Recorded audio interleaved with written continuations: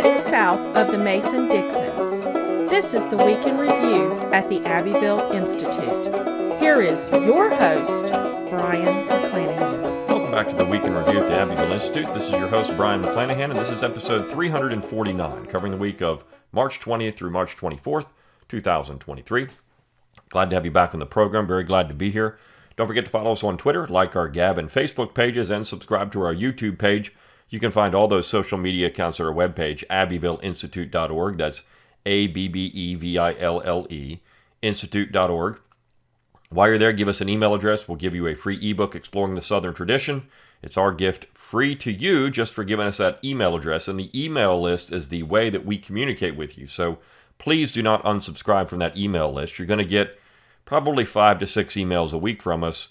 It's not too oppressive, and those emails contain our daily articles. So you're going to want those emails. Plus, we let you know about forthcoming webinars, conferences, all the things that we do at the Institute through that email list. So please consider giving us an email list and staying on the list. Also, you can support the Institute. Everything we do is only possible with your generous contributions. So if you are at abbevilleinstitute.org, you can go to the donate button and you can donate monthly, annually, or a one-time gift. It is how we keep the doors open and the lights on. So consider that gift to the Institute. We do appreciate all of your financial support. If you want to get a good educational website with the Institute, go to Abbeville Academy, abbevilleacademy.org.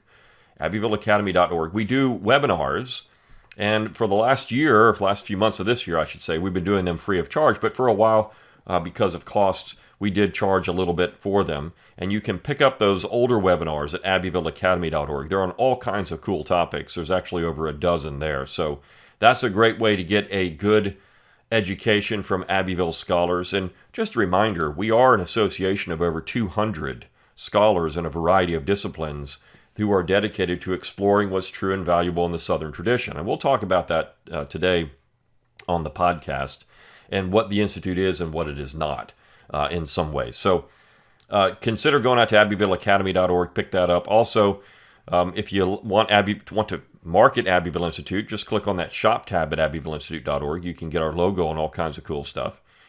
And for this podcast, rate, review, and subscribe to it. Let people know you like it. Give it a 5-star review. Leave a text review if you can.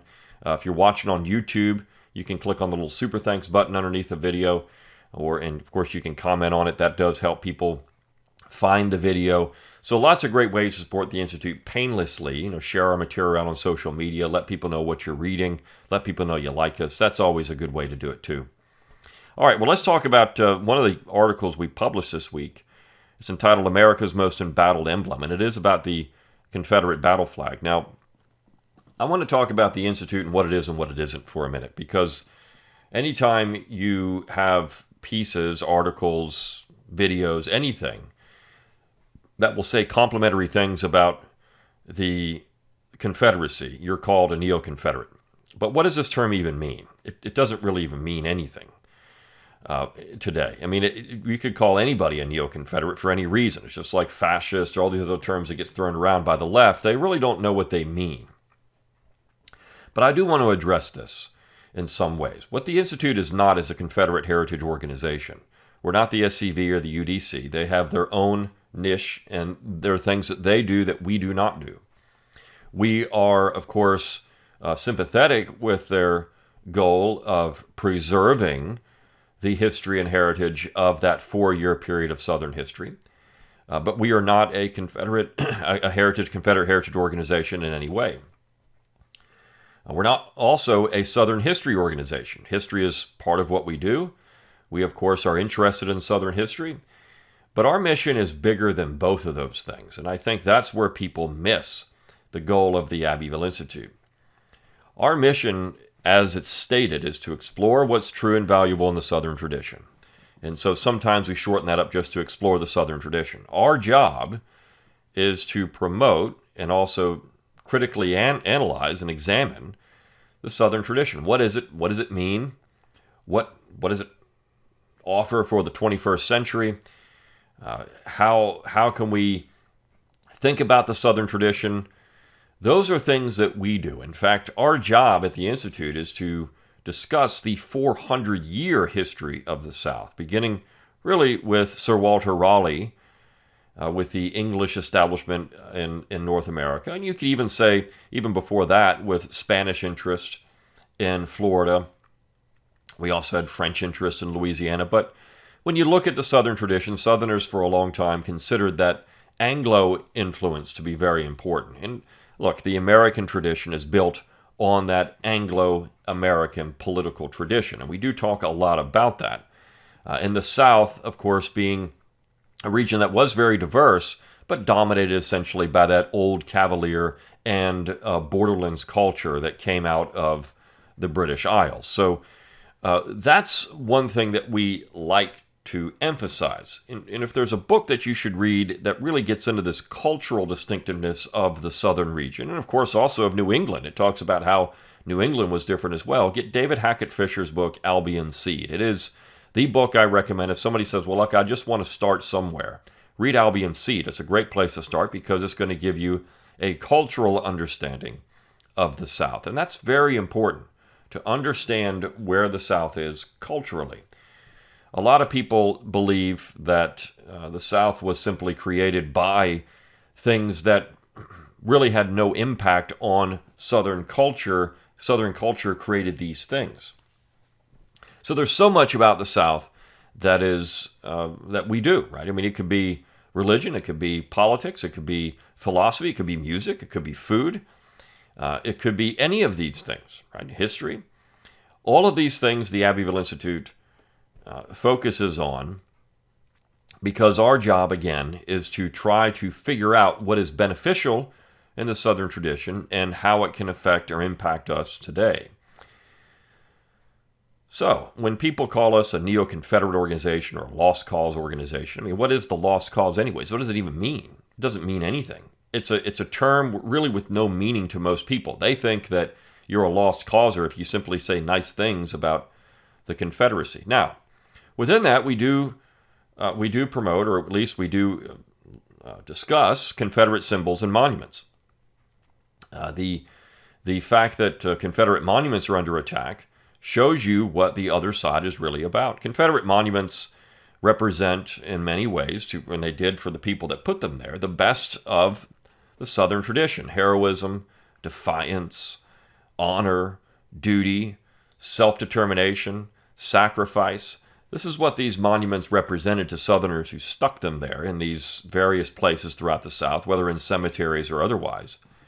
And so that's something that, of course, is part of the Southern tradition. We even say that, Booker T. Washington, for example, thought that more Confederate monuments to great Southerners needed to be put in place. Why? Well, because they represented the best of the Southern character, and that would be something important for the future of America. So when you look at Confederate monuments to the single soldier, what does that monument represent? Well, of course, it represents all of those traits that I just discussed before. If you look at monuments to people like Robert E. Lee or Stonewall Jackson or Jefferson Davis, it would be the same thing, but also to have in that monument the embodiment of what would be considered the ideal Southern gentleman in this particular period of time. And so that is something that monuments will often do. We have monuments to other people around the United States. The point is to do that very thing.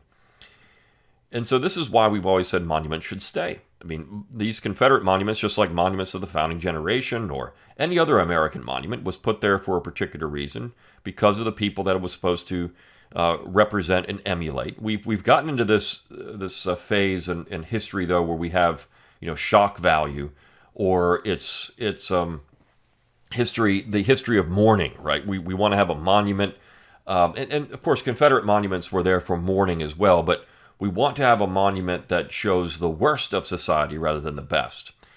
And what I mean by that is that the things that were awful, we want to commemorate things that are awful, and not commemorate things that were beneficial.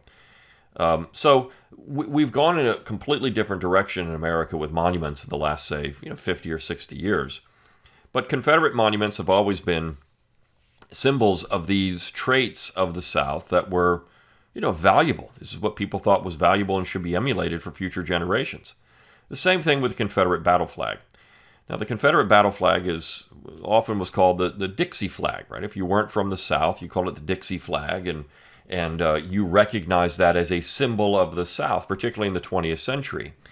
But the history of the flag, of course, is complex, and the symbol has been used by various people for various things and various reasons. And so we do think that the flag, we use it actually in our email correspondence, our daily dose of Dixie. Why? Well, because that flag is associated with quote-unquote Dixie. And if you went to Europe, even in the last, say 30 years, 30, 40 years, people had it. There was, in Ireland, it was all over the place because you had some Irish singers that called themselves, I can't remember the exact title, but they had Dixie in their name, and they used the Confederate flag, the battle flag, as part of their advertisement, right? As part of their identity. They had it. And so this was not uncommon. People that, admired the South and they admired Southern culture, they would often have that flag as part of it. And so this controversy over the flag really comes down to what different people think about the symbol itself. And right now, the ascendancy is from the group of people that really don't like it and call it all kinds of bad things and think that it's a symbol of racism or hate or whatever else they want to show. But we had a really interesting piece this week, a book review, on a book entitled America's Most Embattled Emblem. And it's not by anyone who would be confused with a quote-unquote neo-Confederate or lost cause or anything like that. It simply was a book discussing the history of the flag. And it's written by a man named John Koski. He has a doctorate from William & Mary. And he, for a long time, was the historian, or a historian at the Museum of the Confederacy. And then he stayed at the museum until his retirement in the 20-teens. But Koski wrote this book to investigate the long history of the flag, its meaning to various groups at various times, and why it really shouldn't be considered, or at least when you have all these different interpretations of it, why we shouldn't just hone in on one interpretation and say, well, this is it. He does bring up that the flag has been used by various groups for nefarious reasons. And of course, all of this interest in the flag, at least recently, really began in 2015. In less than a decade, we've had such vitriol. Now, we know we can go back to 2000. And we can talk about, South Carolina and the removal of the flag from the dome of South Carolina, and then placing the flag at the Soldiers' Monument. It was a Confederate battle flag, a real Confederate battle flag, the square flag that was placed at the Soldiers' Monument to honor Confederate soldiers there who fought under that flag. And now, of course, that flag is gone, taken down by Nikki Haley, of course, the presidential candidate Nikki Haley, but who was governor of the state at that particular time. But the fact is, the flag was used by all kinds of people for all kinds of reasons. And this is interesting because at one point the flag was actually illegal. During Reconstruction, you couldn't fly the flag. It was illegal to be shown and displayed anywhere unless really you could have it in memorial ceremonies. But even there, it was generally considered to be illegal, and you could be arrested for it. And this actually goes back to, say, Ireland. For a long time in Ireland, the green flag was illegal. You have the tricolour flag of Ireland now, the national flag of Ireland. But then you have the green flag, which has the very famous phrase, Éireann go bragh, which means Ireland forever. And it was used by dissident groups in Ireland. It was the traditional flag of Irish independence. And so anywhere you went that you saw the green flag, well, that meant that you were a supporter of Irish independence, and you had to kind of fly it underground. And for a long time in Ireland, what they did is just sing the songs, right? They would fly the flag in underground meetings, but then they would talk about these things through music, and that maintained a cultural continuity. And this continuity is one thing that Southerners are always interested in. This is where Faulkner said the past isn't even the past, right? Cultural continuity between the previous generation, the current generation, and two generations before in the current generation. This is something that Southerners have long been interested in, that continuity of 400 years is what we like to talk about. But certainly you have the flag meaning different people at different times, and now the green flag is not illegal. It's not a national flag of anything, but people fly the green flag all over the place. It's not one thing. It's not something that is often considered to be dangerous anymore. And so I think that in many ways, what people really want for the Confederate flag is to have that kind of reception around the United States. For a long time, it had that kind of reception. Now, we know, as Koski even points out, that it was used during the Civil Rights Movement, used by the Klan and others as a way to show opposition to integration or a way to show that their support for racism. But even at that point, there were people that were calling the Klan out and calling out people that were using it in those ways and saying, you're disrespecting the flag. That's not what it meant. This is a flag of soldiers, a flag of independence, an honorable flag that flew over the battlefield. Men died under that flag. And you're using it in a way that shouldn't be used.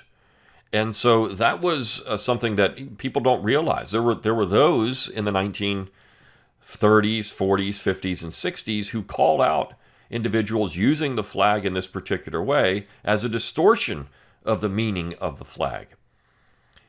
And so that's often missed. We think, well, these people flew the flag, and so they were showing the real meaning of the flag, but that's not what veterans were saying. It's not what Confederate veterans were saying, or even members of the SCV at times. Certainly, people would use it that way.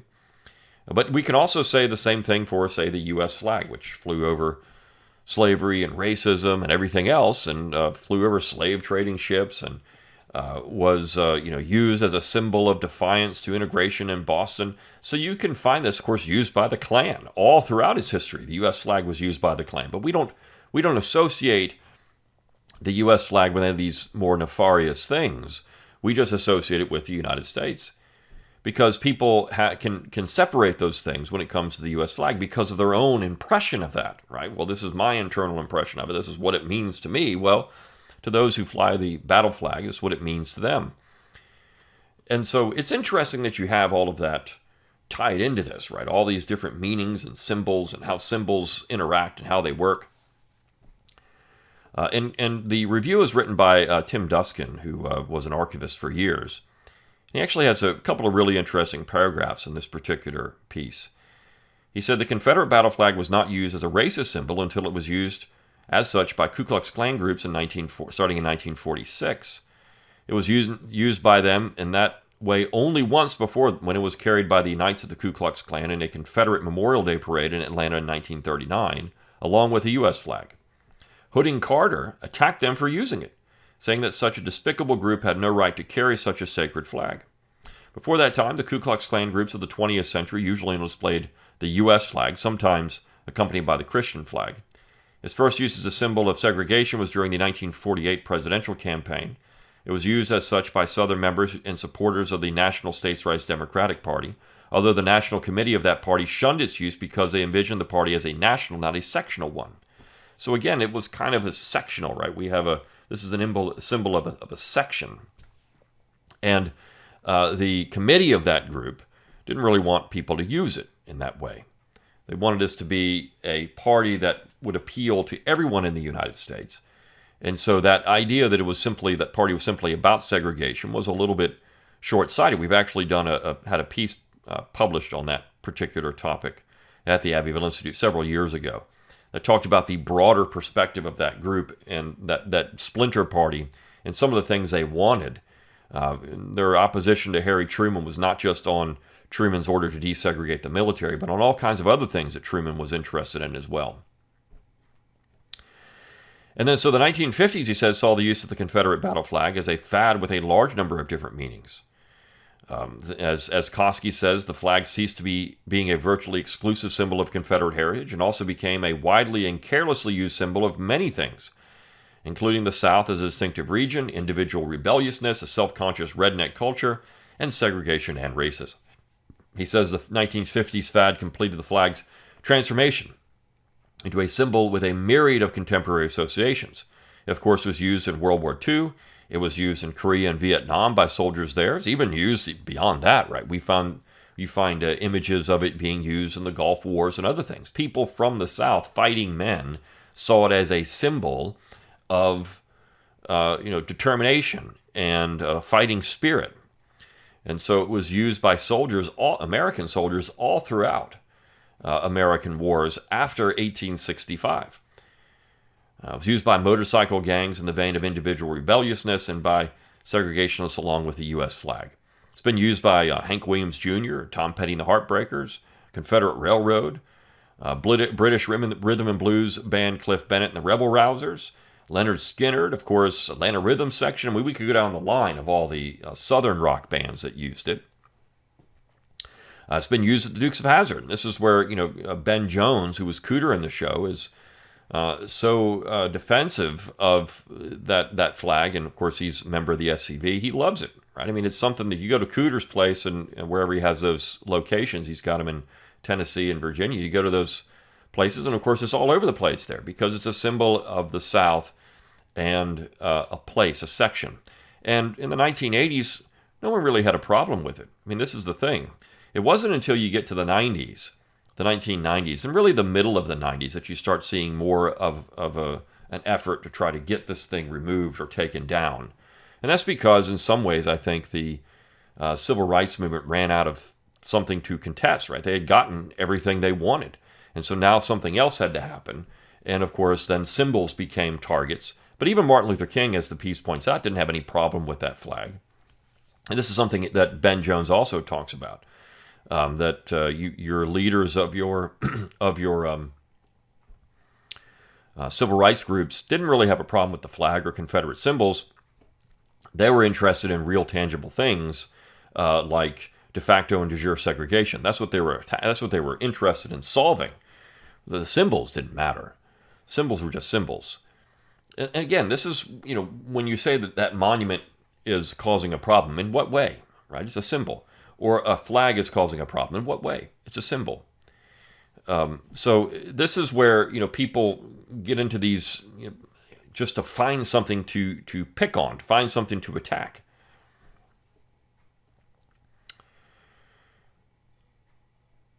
He says Alabama Governor Guy Hunt said, "With some of you in the news media, have never understood is that slavery was under the Stars and Stripes many years before you ever had a Confederate flag." An advertisement in a South Carolina newspaper said, "We must never allow a small group of misguided people to make us ashamed of our past." And a statement accompanying a bill approving the display of the Confederate battle flag alongside Confederate monuments in South Carolina said, quote, "The Confederate flags are not racist emblems per se. It depends on how they're utilized. The misuse of these emblems for racial purposes is deplored and condemned. These emblems have been misused. They are battle flags which should not be used for political purposes. The state is displaying the Confederate flags as symbols of our heritage. They are not flown in defiance of any government or as a statement regarding any civil rights, constitutional, or racial issues. These flags represent the valor which was displayed by the men and women of this state in another time. That heritage of honor, courage, and independence is worthy of remembering." Right, so I mean, this is something that people would often recognize, the complexity of the issue. We've lost all of that in modern American society. We've lost every stitch of complexity. Everything is just black and white. It's outrage. And I think that's, again, where people are really missing the issue. And so I wanted to talk about this piece today because I think that Duskin did a very good job bringing out the various complexities of these things, of the flag and how it had been used or not used, how it had been misused or used properly. And so when we talk about what's true and valuable in the Southern tradition at the Abbeville Institute, what we're talking about are the things that the South represents that are good, not the things that the South had, which you could also say were part of American society, that were things we don't want to continue in modern American society, right? So, but the flag and other Confederate symbols and things represent the good, right? The good of various aspects of Southern society and Southern culture. So, I thought that this piece was worthwhile. We had another number of other really interesting pieces this week as well, but this was one that I think people have really gravitated to because it speaks to them in a way that would promote their interests and their viewpoint of the South. When people saw that flag for years, it was the symbol of a region, the symbol of a people, a place, not some kind of nefarious thing that would be used as a symbol of divisiveness or hate or anything like that. Now, of course, Union veterans didn't necessarily like it at first, and it took until the 20th century to get old flags returned to the South where they belonged. Teddy Roosevelt was the one who was able to do that. But regardless, it was often seen as just a symbol of respect, right? And people had respect for it, for the soldiers that fought under it and died under it in their cause of self-determination. Whether that cause was right or wrong is something that people can debate and discuss. But for years, you didn't denigrate the men who fought under it as being anything, being cowards or bad people. They had courage, they sacrificed, they had valor, and that flag represented those things to the people that flew it as well. All right, until next time, good day.